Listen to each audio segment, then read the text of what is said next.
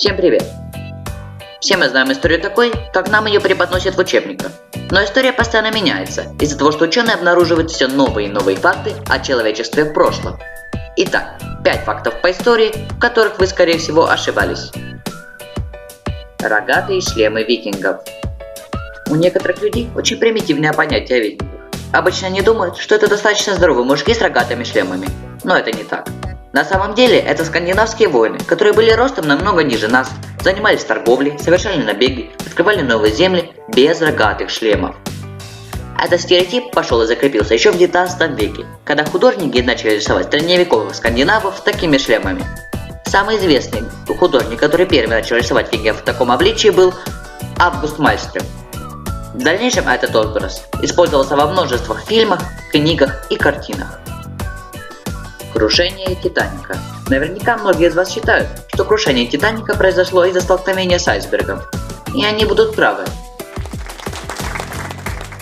Но мало кто из вас догадывается, как айсберг смог проломить толстый слой металла. Дело в том, что в топливном хранилище возник пожар, который продолжался целых 5 дней. В подтверждение этому фотографии сделаны перед самым отплытием. На фото можно заметить следы от сажи, что свидетельствует о пожаре. Также кочегар корабля подтверждал этот факт.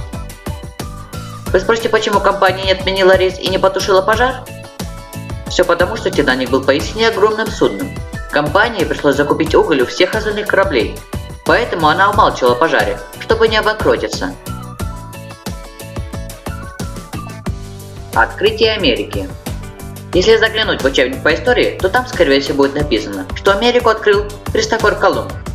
Но недавно историки обнаружили останки поселения раньше упомянутых викингов, первых из которых был Лев Эриксон. Пропавший нос Сфинкса. Сфинкс является, наверное, одним из самых известных памятников Египта, но про него мало что известно, кроме того, что у него нету носа. Наверняка многие из вас считают, что в этом ответственен Наполеон Бонапарт, но эта версия поддается сомнениям. Археологи считают, что виной всему результат воздействия длительных погодных условий. Египетские пирамиды. Наверное, все из вас учили в школе, что египетские пирамиды строили рабы. Но если задуматься, то как необразованные рабы могли построить и выточить камень с такой точностью, что между камнями даже лист бумаги не просунуть? Вот и ученым не давало это покоя. И сравнительно недавно был найден остаток документа, подтверждающий, что людям, которые строили пирамиды, платили, значит, они были профессиональными наемными рабочими, а не рабами. Если понравилось видео, то ставь лайк и подписывайся на канал. Всем спасибо, всем пока!